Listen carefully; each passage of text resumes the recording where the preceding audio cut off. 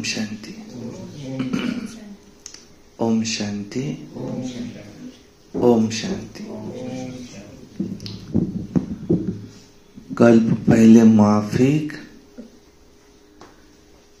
इस बार भी मधुबन में तपस्या भट्टी में जाना हुआ। अच्छी अच्छी क्लासेस जो वहाँ के वरिष्ठ भाई बहने हैं उन्होंने की, तो उसमें के मुख्य पॉइंट्स अमृतवेला के ऊपर क्लास था। अमृतवेला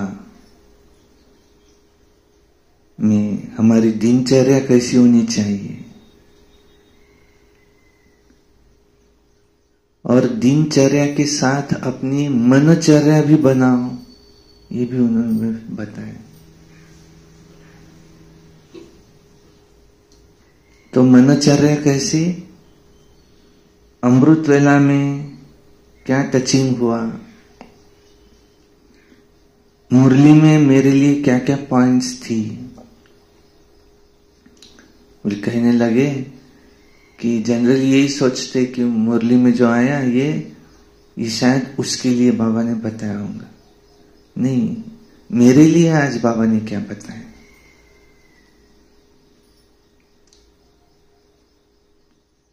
मुरली में ज्ञान, योग, सेवा, धारणा चारों के लिए क्या क्या पॉइंट्स थी, इसका क्लासिफिकेशन करो।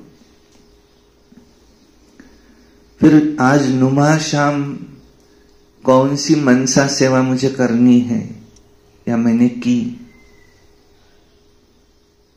रात्रि को मैंने किस रूप में याद किया बाबा को।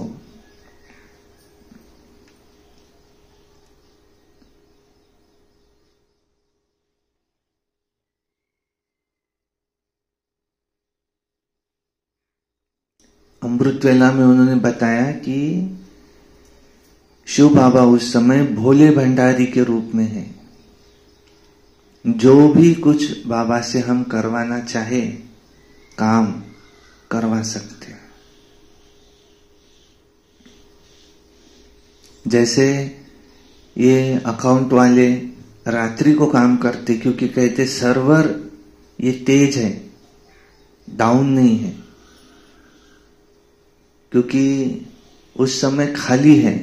दिन में कैसा है, सर्वर डाउन होता है कंप्यूटर का, इंटरनेट नेटवर्क, बहुत सारे लोग काम कर रहे हैं तो जल्दी कंप्यूटर काम नहीं करता, तो वो रात्रि को करते।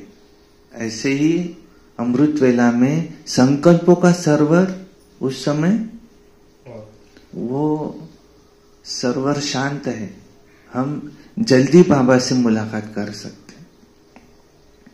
या कोई को कोई संकल्प संदेश पहुंचाना तो जल्दी पहुंचा सकते। ऐसा अमृतवेला के ऊपर बहुत अच्छा उनका क्लास हुआ।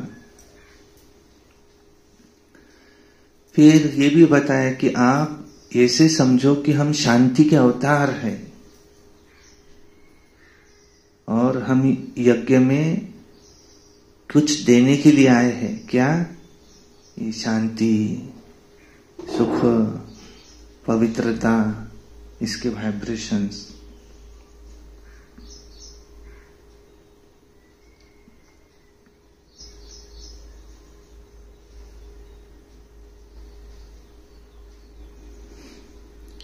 कहने लगे कि हमेशा ये सोचना कि मैंने त्याग किया है दुनिया का, तो मेरा जो त्याग है ये निष्फल न जाए, कुछ मुझे प्राप्ति हो। फिर ये भी बताया कि संकल्प शक्ति में बहुत पावर है, उसको यूज करो। आगे चल के विनाश माना तांडव नृत्य है, उस समय हम खाली न रह जाए।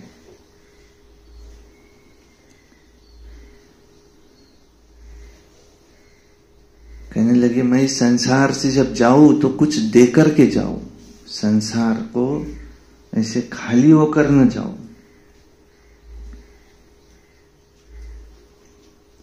सबसे बड़ा त्याग कौन सा? कहने लगे विषय विकारों का त्याग सबसे बड़ा त्याग है। फिर योग कैसे करे? तो अपने सिर के ऊपर कल्पवृक्ष को इमेजिन करना,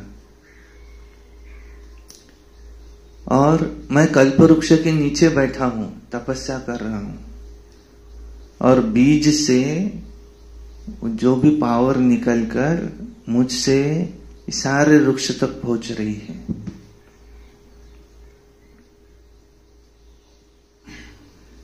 कहते ना, फलाना ये कह रहा है, फलाना वो कह रहा है, लेकिन भगवान मेरे लिए क्या कह रहा है, ये जरूरी है।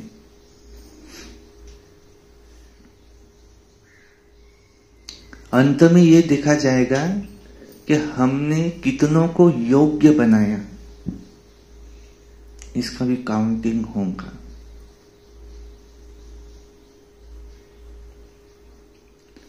और भविष्य की प्रारब्ध इस पर है डिपेंड कि पूरा जीवन निर्विघ्न कितने रहे और शक्तिशाली कितने रहे।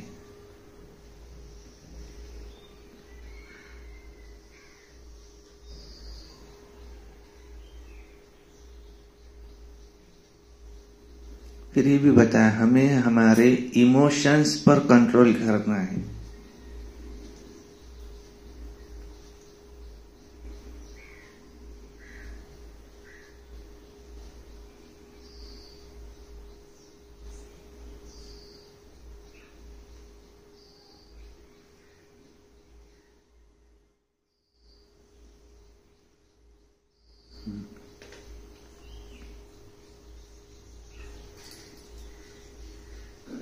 एक एग्जाम्पल बताया, आजकल ईगो कितना हो गया है,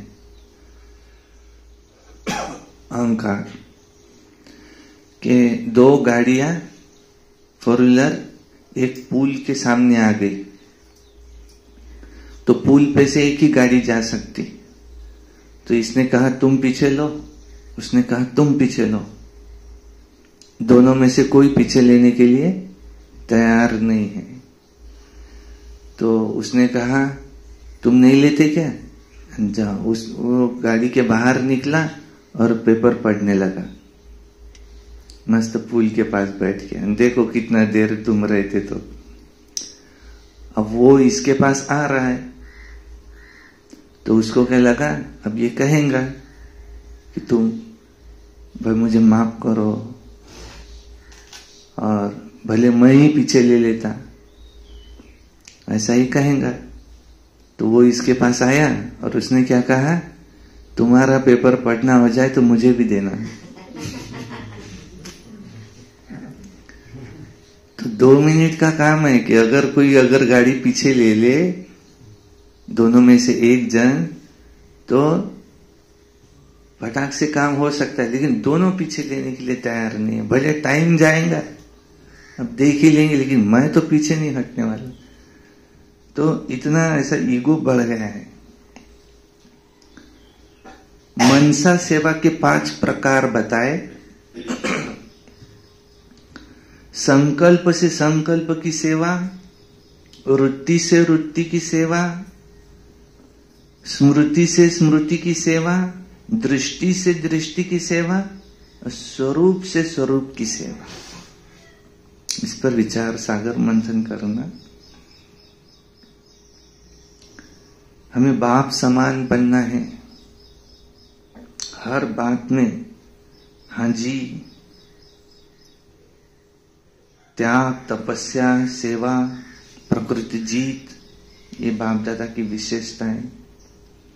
फिर हम खुदाई खिदमतगार है, विश्व सेवक है, यज्ञ रक्षक है।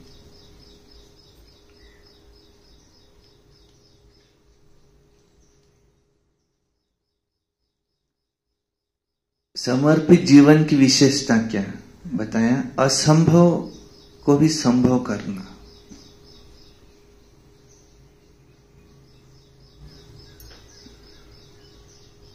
हमेशा अपने से बड़े, जो बड़े हैं उनको रिगार्ड दो, जो छोटे हैं उनको प्रेम दो।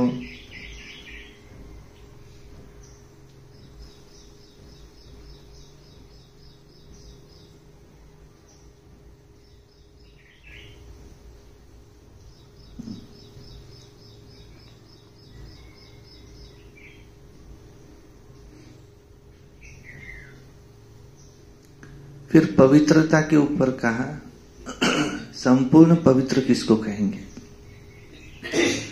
तो संकल्प में भी पवित्रता, माना मन में पवित्रता, वाणी में पवित्रता, कर्म में पवित्रता और स्वप्न में पवित्रता। ये स्वाभाविक हो और सरल हो। स्वाभाविक के ऊपर विशेष जोर दिया कि ये स्वाभाविक हो। इसको कहा जाता है संपूर्ण पवित्रता। ऐसी कोई कंप्लेंट ही ना हो कि मेरी बुद्धि जाती है, मुझे रोकना पड़ता है, संकल्प आते हैं मुझे रोकना पड़ता है, उसको भी संपूर्ण पवित्र नहीं कहेंगे। हट से ना हो, हट करके, हठ योगी नहीं, नेचुरल पवित्रता। हमें जो दिनचर्या दी हुई है उस पर अगर हम एक्यूरेट नहीं चलते, वो भी अपवित्रता है। अपवित्रता किसको कहते? जो सुबह से लेकर बाबा ने दिनचर्या दी हुई है, व्यर्थ अपवित्रता है। तो अगर अपवित्रता आती तो गड़बड़ कहां हो रही, इसको चेक करो। अगर आप में पवित्रता है तो आपके चेहरे और चलन से वो झलकनी ही चाहिए। सूक्ष्म पवित्रता आपके फीचर्स से झलकनी ही चाहिए। ब्राह्मण जीवन का एक अंग है पवित्रता। जैसे आंख, कान, नाक, ये जैसे अंग है, ऐसे ब्राह्मण जीवन का एक अंग है पवित्रता। जितना ये स्पष्ट दिखाई देता वो भी स्पष्ट दिखाई देता।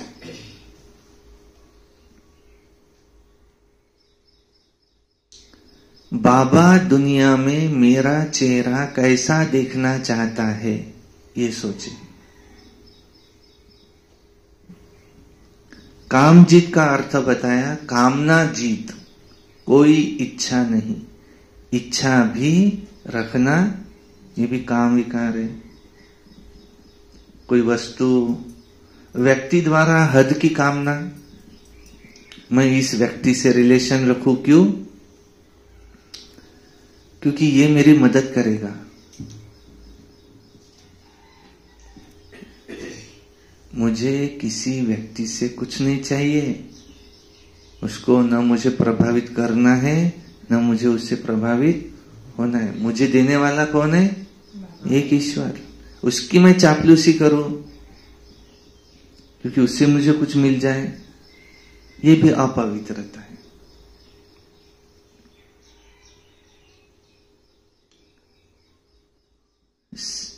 सेवा मेरी सेवा है, मैंने की, ये भी क्या है?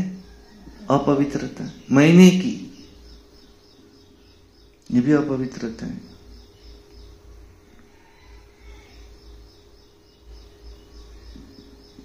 किसी व्यक्ति में नहीं फंसना है, नहीं तो ऐसे हो जाएगा, गए थे आसमान छूने और व्यक्ति को अपना मानना शुरू कर दिया।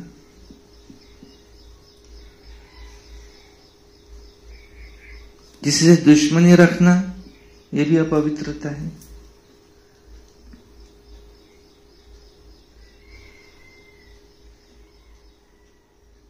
व्यवहार में पवित्रता हो।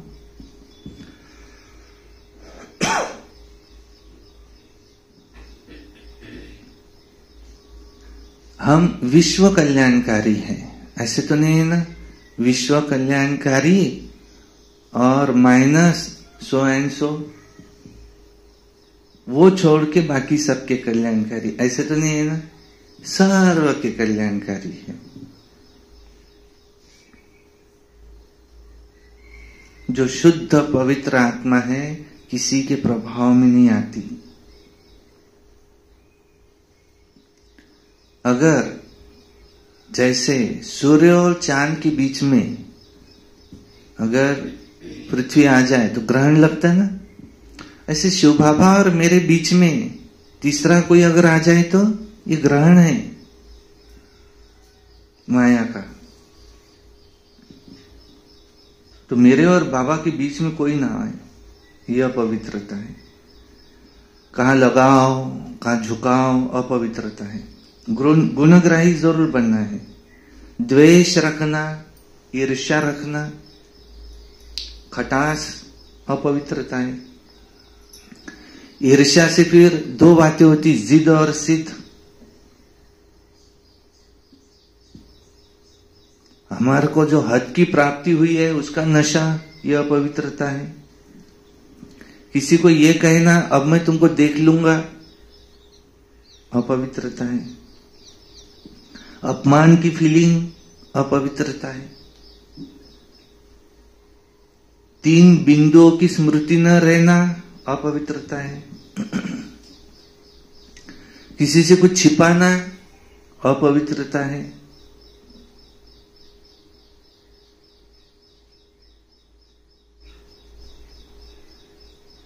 हमारे दिल की बात किसी देहधारी को कहना अपवित्रता है। किसको कहनी है हमको? शिव बाबा को। अमानत में ख्यानत है।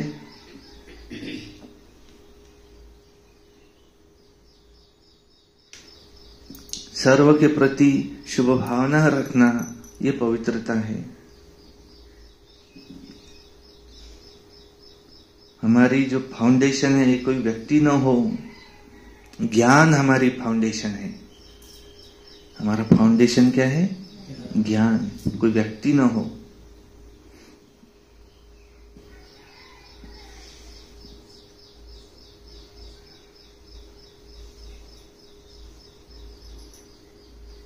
ब्रिजमोहन भाई साहब का भी बहुत अच्छा क्लास हुआ। सरेंडर माना क्या? सरेंडर माना हम समर्पित हुए। तो हमारे साथ कोई कह रहा था, उसने प्रश्न पूछा, तो तुम समर्पित हो, तुम्हारे साथ तुम्हारी पेंशन भी समर्पित हो गई। ऐसे नहीं, पेंशन मेरी और अगर मुझे कुछ रोग हो जाए तो वो दुरुस्त करेगा यज्ञ।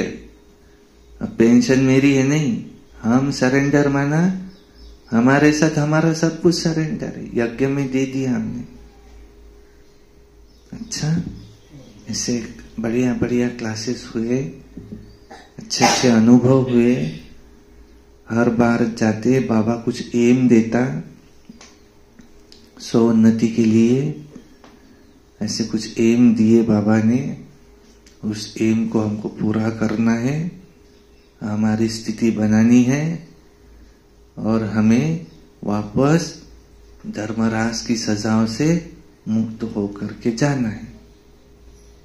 जितना हो सके यही है, निरंतर याद में रहो। किसने प्रश्न पूछा कि ब्रिजमोहन भाई साहब से, बाहर वाला अगर कोई ज्ञान में नहीं है, वो अगर कहे कि मुझे बाबा को भोग लगाना है तो लगा सकते क्या? उन्होंने कहा नहीं। फिर तो बाहर मंदिर खोल दो, किसी को कुछ चाहिए लाके डाल देते जाओ। नहीं, जो खुद ब्राह्मण है, डायरेक्ट भगवान को भोग जाने वाला है, तो इतना इजी है क्या? भगवान को भक्ति मार्ग वाला भी आकर के भोग लगा दे। उसको ये कहो कि तुमको कुछ देना है तो वो भोग में यूज नहीं करो, उससे बिल्डिंग में यूज कर सकते और किसी और सेवा में यूज कर सकते। भोग में बाहर वाले का यूज कर नहीं सकते। ऐसा कर। हाँ, कोई अगर ज्ञान में चलता है और वो किसी को लाया है कि ये मेरा कोई है और ये लगाना चाहता है, तो फिर ये बीच में होने के कारण पर उसका फल इसको मिलेगा, जिसने लाया उसको। भोग सर्वसाधारण नहीं। फिर किसने ये भी पूछा कि भाई साहब भोग से भोगना मिटती है क्या? बोले बताओ। मुरली सुनने से पाप नहीं कटते। जब बाबा ने कहा मुरली सुनने से तो हमारा योग लगेगा आगे, अच्छा मुरली सुनने से पाप नहीं कटते तो भोग लगाने से पाप कैसे कट जाएंगे? पाप कटते हैं केवल योग से। भोगना मिटती है योग से। जितना तुम योग करेंगे, बाबा की याद में रहेंगे, तो ही तुम्हारे विकर्म विनाश होंगे, ऐसे कहा। किसने ये भी पूछा, हमारे यहाँ सेंटर पर कोई, मैं अकेला ही अमृत वेला करता हूं, दूसरे करते ही नहीं है, मुझे टेंशन आता है, ऐसे ही चलेगा क्या ये? तो बोले तुम दूसरे को देखते क्यों हो? तुम्हारे को तो अच्छा है। वो अगर ऐसा करता है तो तुम आगे बढ़ रहे ना उससे, तुम्हारी सीट तो नंबर 1 में जा रही ना, अच्छा है ना। हम एक दूसरे को देखिए, वो तो ऐसा करता है, वो तो ऐसा है, तो अच्छा है ना, मैं आगे जा रहा हूं ना, ऐसा कहा। अच्छा, सुनते हैं आज की मुरली। वाणी है 12/8/2024 की। सारे मुरली का, मीठे बच्चे अब वापिस घर जाना है, इसलिए बाप को याद करने और अपने चरित्र को सुधारने की मेहनत करो। वापस घर जाना है तो क्या करो? नंबर 1 याद, नंबर 2 चरित्र को सुधारने की मेहनत करो। प्रश्न है, अज्ञान नींद में सुलाने वाली कौन सी ऐसी बात है और उससे नुकसान क्या होता है? उत्तर है, कल्प की आयु लाखों वर्ष कहना। यह ज्ञान की नींद में सुलाने वाली बात है। इससे ज्ञान नेत्रहीन हो गए हैं, इससे ज्ञान नेत्रहीन हो गए हैं। घर को बहुत दूर समझते हैं। बुद्धि में है कि अभी तो लाखों वर्ष यहां ही सुख दुख का पाठ बजाना है, इसलिए पावन बनने की फिर मेहनत नहीं करते। ये उसमें नुकसान है। तुम बच्चे जानते हो अभी घर बहुत नजदीक आ गया है, लाखों वर्ष नहीं। अब हमें मेहनत करके कर्मातीत जल्दी से जल्दी बनना है। समझा? कौन सी बात है अज्ञान नींद में सुलाने वाली? अभी तो घर जाने लाखों वर्ष है, अभी तो लाखों वर्ष जन्म जन्मांतर से पाठ बजाना है। नहीं, घर बहुत नजदीक है। पावन बनने की मेहनत नहीं करेंगे नहीं तो अभी तो जल्दी से जल्दी कर्मातीत बनना है। ओम शांति। मीठे मीठे बच्चों को अब बाप ने घर याद दिलाया है। भल भक्ति मार्ग में भी घर को याद करते हैं, परंतु वहां कब जाना है, कैसे जाना है, कुछ भी नहीं जानते। कल्प की आयु लाखों वर्ष कह देने के कारण घर भूल गया है। समझते हैं लाखों वर्ष यहां ही पाठ बजाते हैं तो घर भूल जाता है। अभी बाप याद दिलाते हैं, बच्चे घर तो बहुत नजदीक है, अब चलेंगे अपने घर। मैं तो तुम बच्चों के बुलावे पर आया हूं, चलेंगे? चलेंगे? कितनी सहज बात है। भक्ति मार्ग में तो पता भी नहीं पड़ता है कि कब मुक्ति धाम में जाएंगे। मुक्ति कोई घर कहा जाता है ना, लाखों वर्ष कह देने के कारण सब भूल गए हैं। बाप को भी भूल गए, घर को भी भूल जाते हैं। लाखों वर्ष कहने से बहुत फर्क पड़ जाता है। अज्ञान नींद में जैसे सो जाते हैं, किसको भी समझ में नहीं आता है। भक्ति मार्ग में घर कितना दूर बताते हैं, लाखों वर्ष। बाप कहते हैं वहां मुक्ति धाम में तो अभी हमको जाना है। ऐसे थोड़ी है कि तुम कोई लाखों वर्ष भक्ति करते रहते हो, तुमको पता भी नहीं कि भक्ति कब से शुरू हुई। लाखों वर्ष का तो हिसाब करने की दरकार ही नहीं। बाप को, घर को भूल जाते हैं। ये भी ड्रामा में नूंद है। परंतु नाहे कितना दूर कह देते हैं। बाप कहते बच्चे घर तो बिल्कुल नजदीक है, अब मैं आया ही हूं तुमको ले चलने। घर चलना है, परंतु क्या पवित्र बनने बिगड़ घर तो जा नहीं सकेंगे। और पवित्र बनना है दो बातों से। नंबर 1 योग के द्वारा, नंबर 2 सजा द्वारा। क्या इजी है? योग के द्वारा बनना। ये बीमारी आदि क्या है? सजा है। मन अशांत रहना क्या है? सजा है। अचानक नुकसान हो जाना क्या है?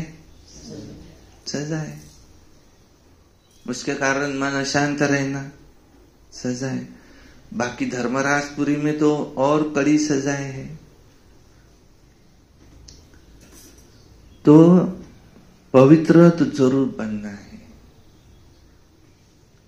गंगा स्नान आदि तो तुम करते ही आए हो, परंतु पवित्र तो बने नहीं। इतने में बहुत आ रहा है। अगर पवित्र बनते तो घर चले जाते, परंतु घर का तो कोई को पता ही नहीं है, पवित्रता का भी कोई को पता नहीं है। आधे कल्प से भक्ति की है तो भक्ति को छोड़ते ही नहीं है। अब बाप कहते हैं तुम्हारी भक्ति पूरी होती है। भक्ति में अपरंपार दुख रहता है। ऐसे नहीं कि तुम बच्चों ने लाखों वर्ष दुख देखा है। लाखों वर्ष की तो कोई बात ही नहीं है। ड्रामा ही 5000 वर्ष का है। सच्चा सच्चा दुख तो तुमने कलयुग में ही भोगा, जबकि जास्ती विकारों में गंदे बने।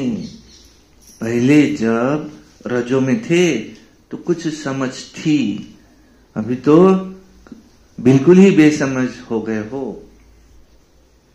अब बच्चों को कहते हैं सुखधाम में चलना है तो पावन बनो। जन्म जन्मांतर के जो पापों है सिर पर है, उन्हें कैसे उतारेंगे? कैसे? योग के द्वारा। इन्हें याद से उतारो। याद से बड़ी खुशी रहेंगी। जो बाप तुमको आधा कल्प सुखधाम में ले जाते, उनको याद करो। बाप कहते हैं तुमको ऐसा माना लक्ष्मी नारायण जैसा बनना है। तो एक तो पवित्र बनो, दूसरा अपने चरित्र को सुधारो। विकारों को कहा जाता है भूत। लोभ का भी भूत कम नहीं है। ये भूत बहुत अशुद्ध है, मनुष्य को एकदम गंदा बना देता है। लोभ भी बहुत पाप कराता है। 5 विकार बहुत कड़े भूत है, इन सब को छोड़ना है। लोभ को छोड़ना भी ऐसा मुश्किल है जैसे काम को छोड़ना मुश्किल है। लोभ को भी छोड़ना बहुत मुश्किल है। जितना मुश्किल काम विकार को छोड़ना है। मोह को छोड़ना भी इतना मुश्किल हो जाता है जितना काम को छोड़ना। मोह भी उतना ही है, छोड़ते ही नहीं। सारी आयु बाप समझाते आए हैं तो भी मोह की रग जुटी हुई रहती है। क्रोध भी बड़ा मुश्किल है छोड़ना। कहते हैं बच्चों पर क्रोध आ जाता है, नाम तो क्रोध का लेते हैं ना। कोई भी भूत न आए उन पर विजय पानी है। बाप कहते हैं जब तक मैं हूं तब तक तुम पुरुषार्थ करते रहो। बाप कितना वर्ष रहेंगे? बाप इतने वर्षों से बैठ समझाते, अच्छा ही टाइम देते हैं, अब और कितना वर्ष रहेंगे? सृष्टि चक्र को जानना तो बहुत सहज है। 7 दिन में सारा ज्ञान बुद्धि में आ जाता है। बाकी जन्म जन्मांतर के पाप कटने में देरी लगती है। यही मुश्किलात है। उसके लिए बाबा टाइम देते हैं। माया का अपोजिशन बहुत होता है, एकदम माया बुला देती है। यहां बैठते हैं तो भी सारा समय याद में थोड़ी बैठते हैं। बहुत है जिनकी बुद्धि इधर उधर चली जाती है। इसलिए टाइम देना है, मेहनत करना है कर्मातीत अवस्था को पाने की। पढ़ाई तो बहुत सहज है। सेंसिबल बच्चा हो तो 7 रोज में सारा ज्ञान समझ ले कि 84 का चक्र कैसे फिरता है। बाकी पवित्र बनने में मेहनत है। इस पर कितने हंगामे होते हैं। समझते हैं बात तो राइट है। हम ग्लानि करते थे कि ये ब्रह्मा कुमार कुमारियां भाई बहन बनाते हैं, परंतु बात तो बरोबर राइट है। जब तक हम प्रजापिता ब्रह्मा के बच्चे नहीं बने तब तक पवित्र कैसे रह सकेंगे? क्रिमिनल आई से सिविल आई कैसे बन सकती है? ये युक्ति बड़ी अच्छी है। हम ब्रह्मा कुमार ब्रह्मा कुमारियां है तो भाई बहन हो गए। इसमें बड़ी मदद मिलती है सिविल आई बनाने में। क्या समझो, हम आपस में भाई बहन, रक्षाबंधन भी पास में आ रही है। ब्रह्मा का कर्तव्य भी है ना। ब्रह्मा द्वारा देवी देवता धर्म की स्थापना अथवा मनुष्य को देवता बनाना। बाप आते हैं संगम युग पर, यह समझाने की कितनी मेहनत करनी पड़ती है। बाप का परिचय देने के लिए सेंटर खोले जाते हैं। ब्याज के बाप से ब्याज का वर्षा लेना है। भगवान निराकार है, श्री कृष्ण तो देहधारी है, उनको भगवान नहीं कह सकते।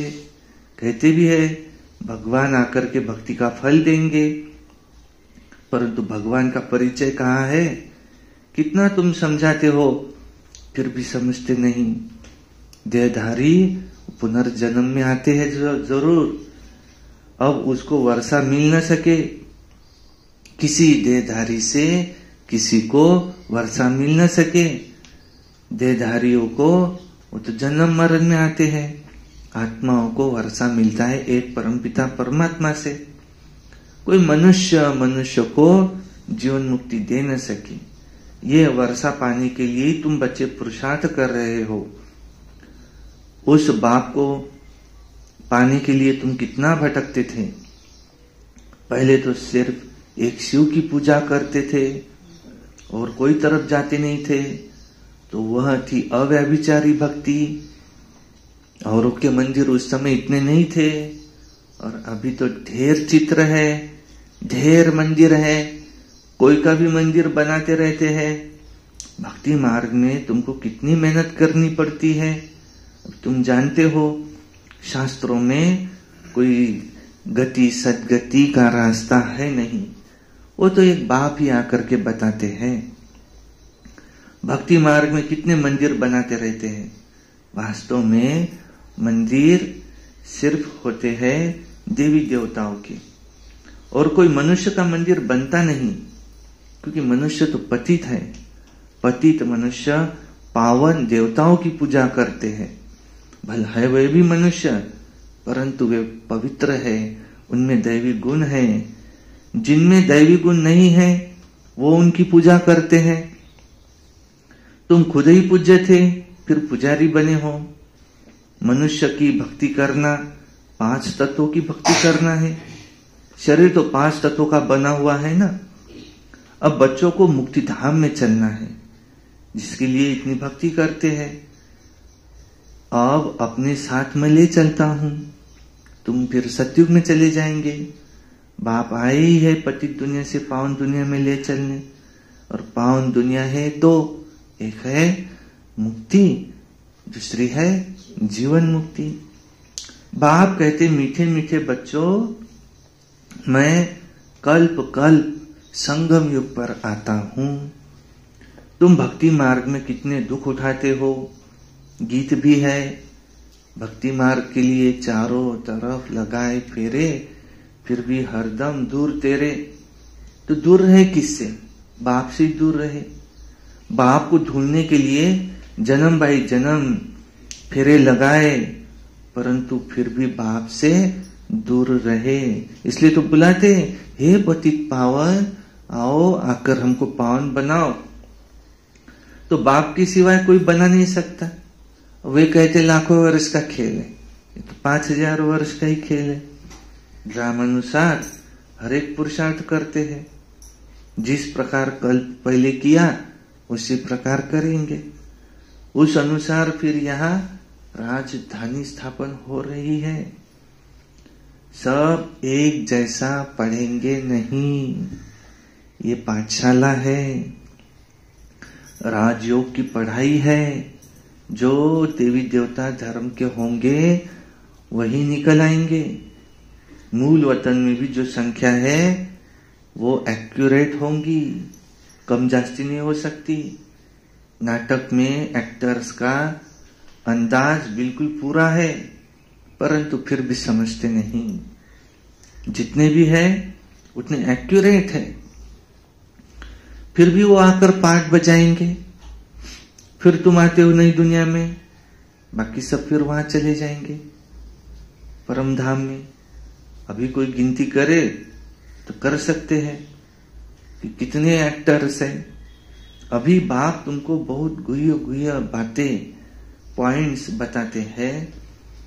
शुरू की और अभी की समझाने में कितना फर्क है। क्योंकि पढ़ाई में टाइम लगता है, फट से तो कोई ICS नहीं बन जाएंगे। धीरे धीरे पढ़ाई से समझते जाएंगे। नंबरवार पढ़ाई होती है।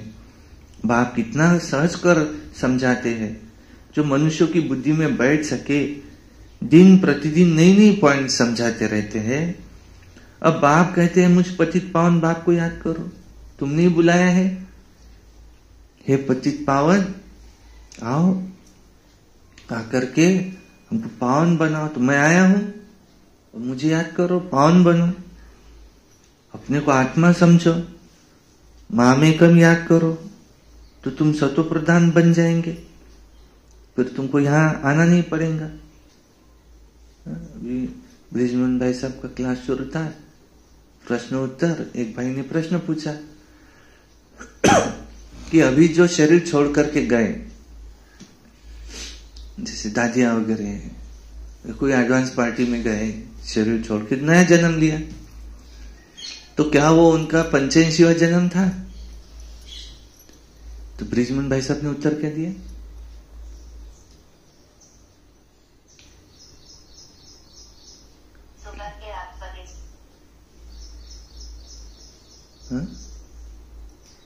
उत्तर नहीं दिया।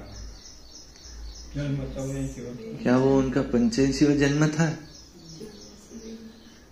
तो ब्रिजमोहन भाई साहब बोले, उन्होंने पूछा क्या? बोले आपको ऐसा कि पूछ के आओ हमारा कौन सा जन्म है?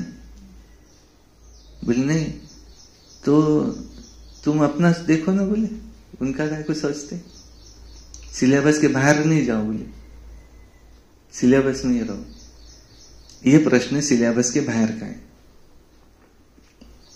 ऐसे थोड़ी होता है बोले कि तुम सांप की जातियां बताओ कितनी है, कुछ भी बताओ तो मैं उसका उत्तर दूं, फिर समझे कि नहीं ये ज्ञानी है, नहीं तो ये ज्ञानी नहीं है। ऐसा नहीं है। बोले हमको सिलेबस दिया है, उस सिलेबस में चलो। तुम अपना सोचो, अब ये तुम्हारा लास्ट हो, अब तुम्हारा ये अगला न हो। डायरेक्ट अब कर्मातीत बन के वापिस जाना है, अपना देखो बोले। तुमको पूछा नहीं ना बोले उन्होंने, छोड़ो बोले फिर। क्योंकि ऐसे तो व्यर्थ सोचने के लिए बहुत सारे सवाल है, पर फिर भी उसका उत्तर ये है कि ये उनके उसी 84 जन्म का भाग है।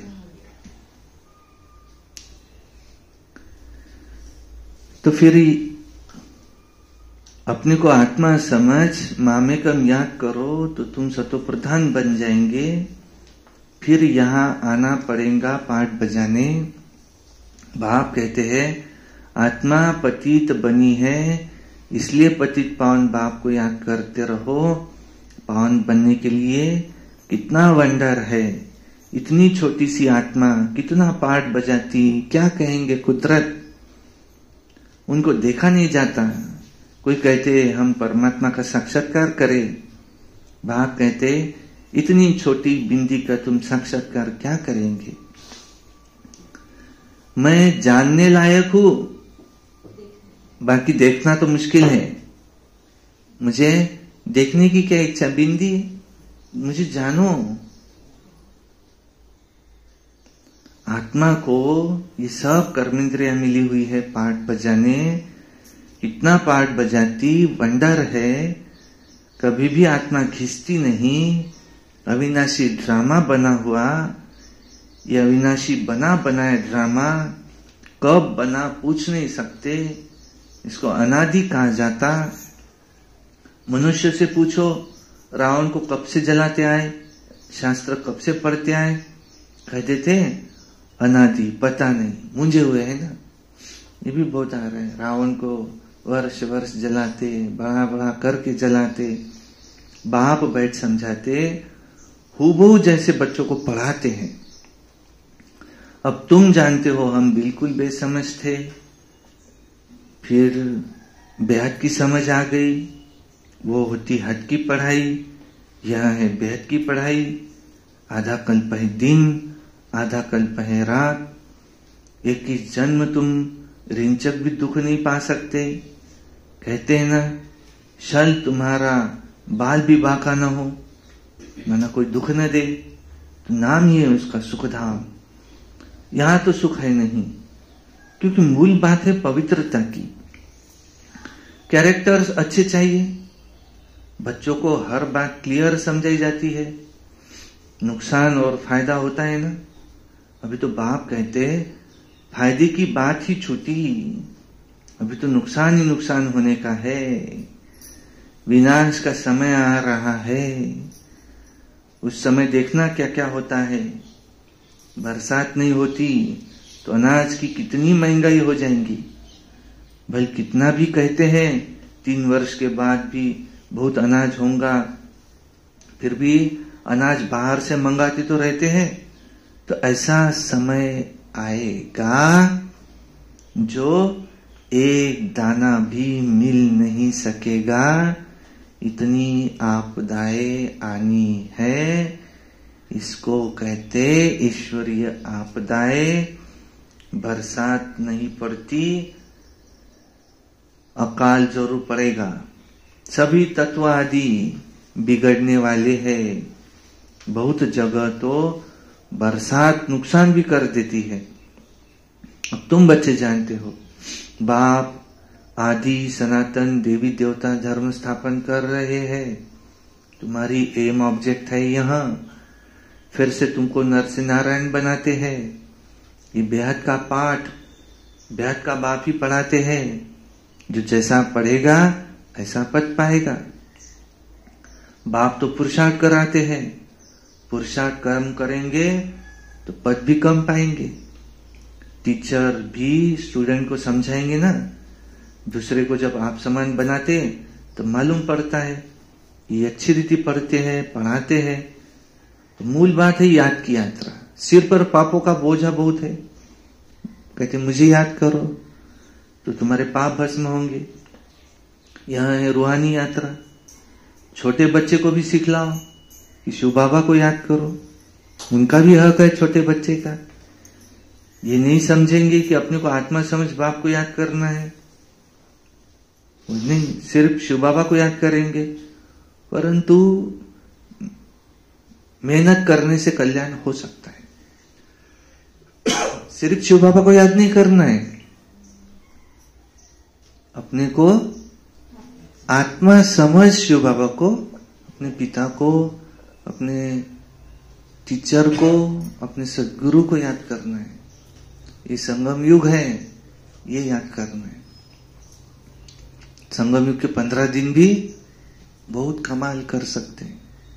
हमको तो कितना समय मिला है, ऐसा समय आएगा जो एक दाना नहीं मिलेगा। तो उस समय अभी तो प्रकृति अपना पूरा खेल दिखाएंगी, लेकिन तुम याद में रहेंगे तो तुम्हारी अवस्था बनी रहेगी। तो उस समय तुम उस प्रकृति को शांति का दान दे सकेंगे। जितना हो सके ये श्वास छूटने तक हर श्वास याद में सफल कर लो। कोई भी आए उसको भी यही संदेश दो। कौन सा? उसको याद करो।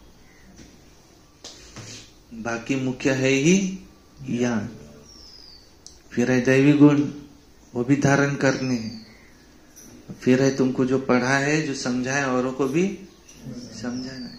देखो संत मीराबाई थे, भक्ति में लीन रहते थे, तो कुछ ना कुछ लिखते रहते थे ना, दीवारों पर लिख देते थे कहाँ। जिसके अंदर जो है वो किसी को तो बताएंगे ना मुझे क्या मिला। कोई कहता है मैं किसी को समझा नहीं सकता हूं, तो उसको कुछ मिला है क्या? टाइम पास शुरू है उसका। उसका हड्डी पुरुषार्थ है ही नहीं। जिसको भगवान मिला और उसके चेहरे पर न आए, ऐसे कैसे हो सकता है? उसको जो मिला है वो तो दिखेगा ही। वो अली बाबा को खजाना मिला, छिपा सका क्या? कितनी छिपाने की कोशिश की, लेकिन आधी रात को कुछ तोलना है बोले, तो भाई ने नीचे से कुछ उसको जो चिटक जाए ऐसा लगा दिया। तो पता चला है तो रात में सोना गिन रहे हैं। पता चली गए ना, इनको तो खजाना मिला है। और उसकी खुशी, उसके चेहरा से तो पता चलेगा ही इसको कुछ मिला। किसी को अपना बना के, किसी ने अपना बना के मुझको मुस्कुराना सिखा दिया। इसकी मुस्कुराहट बता रही है कि इसको जरूर कोई खजाना मिला। फिर पूछेंगे तुमको क्या मिला? तुम इतने पवित्र कैसे? तुम्हारे चेहरे पर ये नाक कान आंख जैसे हमारा अंग है, ऐसा पवित्रता ये भी अंग, जितना स्पष्ट आंखें दिखाई देती उतनी स्पष्ट पवित्रता हमसे दिखाई दे। तो पूछेगा कि ये तुमने कहां से लाया? तब उसको बताएंगे कि भाई मुझे तो भगवान मिला, वो हमारा पिता है, तुम आत्मा हो, आत्मा के पिता है परमात्मा, उनको याद करो, अतीन्द्रिय सुख की प्राप्ति होती है, उसको राजयोग कहा जाता है।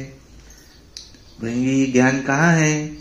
चलो तुम मेरे साथ, मैं तुमको एक जगह पर लेकर चलता, वहां ये सारा खजाना है। फिर उसको लेकर आए, देखो हम कौन है आत्मा, तुम कौन हो? वो कहेंगे, नाम बताएंगा, ये नाम तुम्हारे शरीर का है, इस शरीर को चलाने वाली चैतन्य शक्ति आत्मा है, वो यहाँ है भ्रुकुटी के मध्य में।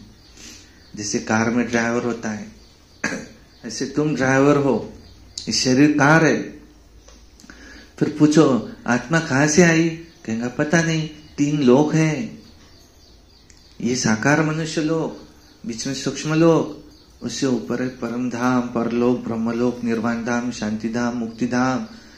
हर धर्म में, ग्रंथ में इसकी मान्यता है। वहां से हम आत्माएं, निराकार आत्माएं, यहाँ भगवान कहाँ है? कहेंगे कहाँ नहीं है, सब तरफ है। नहीं, यहाँ नहीं है, वो भी परम धाम के निवासी है, वो हम आत्माओं का घर है। फिर तुम वहां से कब आए थे? कब आए थे वहां से यहाँ? कहेंगे सतयुग था, हम तब आए थे यहाँ, बहुत सुख देखा।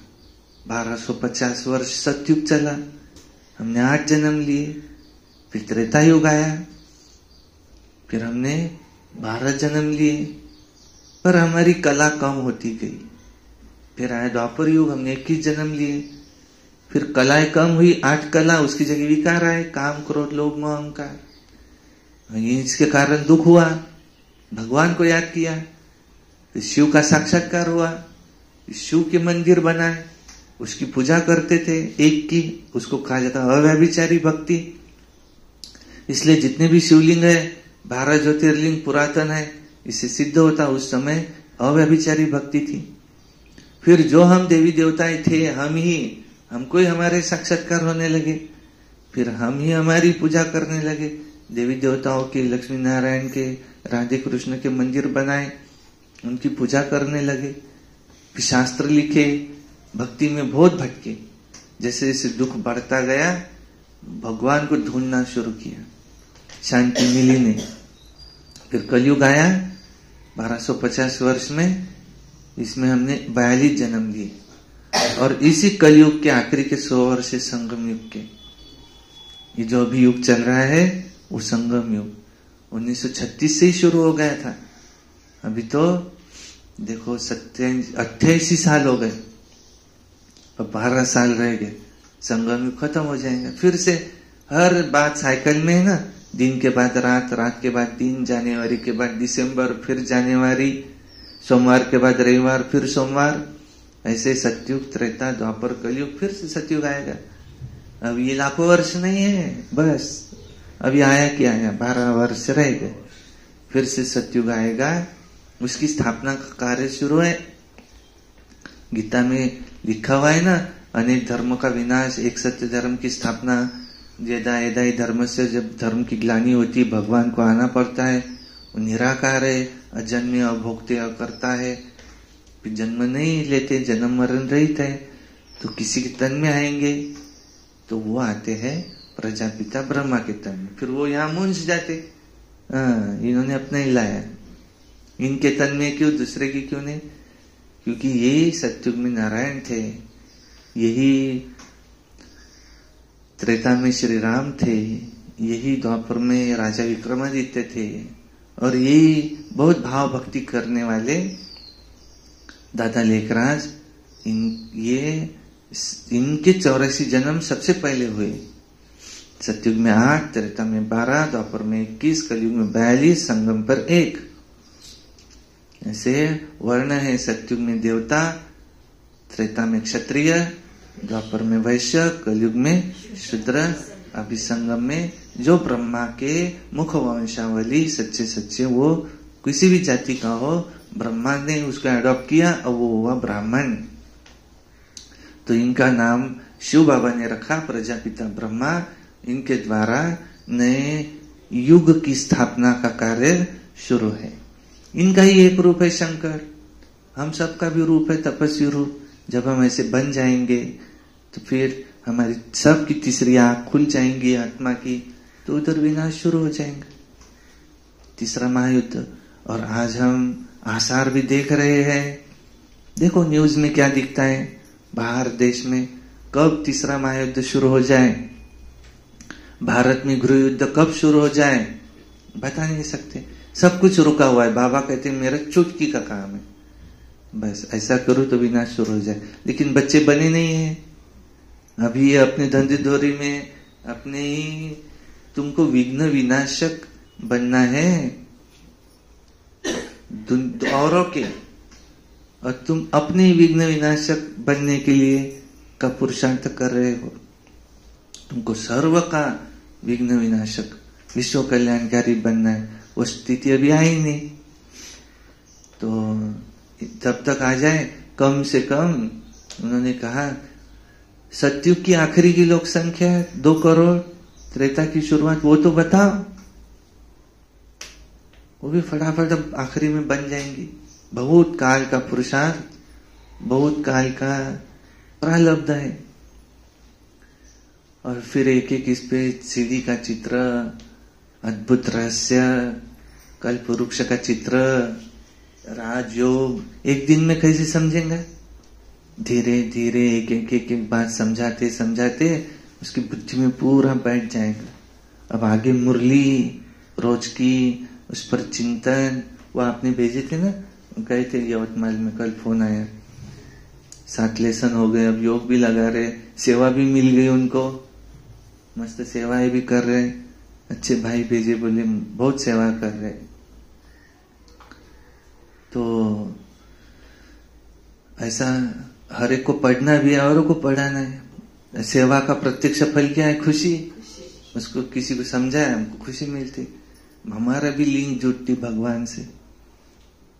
तो ये है अच्छा मीठे मीठे सिके लगे बच्चों प्रति, माता पिता बाप दादा का याद प्यार, और गुड मॉर्निंग रूहानी बाप की रूहानी बच्चों को नमस्ते, और हम रूहानी बच्चों की रूहानी बाप दादा को याद प्यार, गुड मॉर्निंग नमस्ते। सदा रहो हंसते, कम बोलो, धीरे बोलो, मीठा बोलो, सत्य बोलो, और सोच समझ कर ही।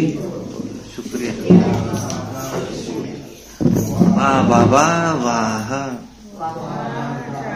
वाह वाह मेरा भाग्य, वाह वाह ब्राह्मण परिवार, वाह मैं बाबा का, बाबा मेरा। योगी बनो, पवित्र बनो।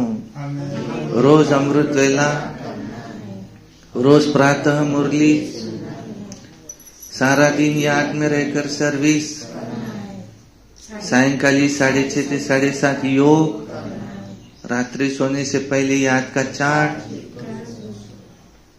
रोज एक अव्यक्त वाणी, रोज एक कम से कम क्लास सुनना है, और हमें कभी क्रोध नहीं करना, सदा प्रसन्न चित्त रहना। और ये वर्ष हमें मुक्ति वर्ष मनाना, और जो भी बाबा ने सूक्ष्म पुरुषार्थ के लिए जो भी हमें पॉइंट दी हुई है उसको फॉलो करना, ब्रह्मा बाप समान बनना। और ये गांव में जो ये अच्छी दुकानें हैं, बाबा जल्दी से जल्दी हट जाए, और हमारा हॉल भी फटाफट बन जाए, और सामने सरस्वती भवन भी फटाफट खड़ा हो जाए। अच्छा, ओम शांति। धारणा के लिए मुख्य सार नंबर 1, नर से नारायण पद प्राप्त करने के लिए बेहद के बाप से बेहद का पाठ पढ़कर दूसरों को भी पढ़ाना है। क्या कह रहे? खुद भी पढ़ना है, दूसरों को भी हमको पढ़ाना है। दैवी गुण खुद भी धारण करने, औरों को भी कराने हैं। पढ़ाई खुद भी पढ़ना है, औरों को भी पढ़ाना है।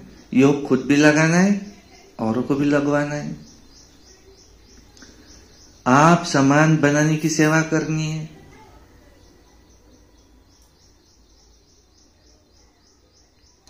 वो भाई वहां से फोन पे बता रहे थे, खूप खूप धन्यवाद म्हणे त्याचं, तुमचं आणि तुमचे, जो मला बाबाशी जोडलं म्हणे, तुम्ही मला भेटलं म्हणे, आता जे भेटायचं होतं सब कुछ मिल गया, अब नहीं छोड़ूंगा बोली मैं, पाना था सो पा लिया। अब दुआएं दे रहे, देखो मुझे भगवान से मिला दिया। तो तुमको खुद भी आप समान बनाने की सेवा करनी, खुद भी बनना है, औरों को भी ऐसे बनाना है।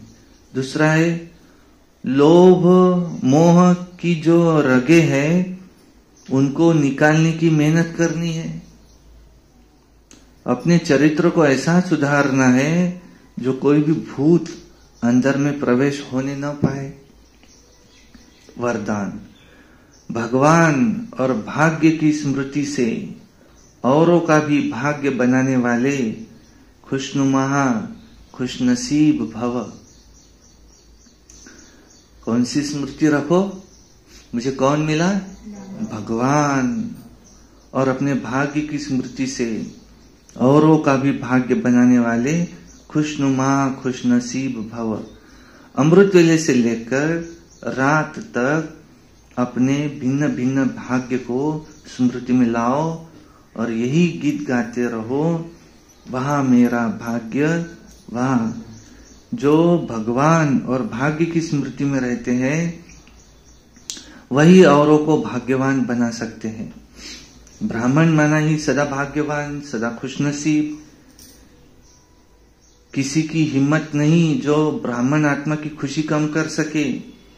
हर एक खुशनुमा खुशनसीब हो। ब्राह्मण जीवन में खुशी का जाना जैसे कि असंभव है। भले शरीर चला जाए लेकिन मेरी खुशी जा नहीं सकती। स्लोगन, माया के झूले को छोड़ अतीन्द्रिय सुख के झूले में सदा झूलते रहो। अच्छा, ओम शांति शांति शांति।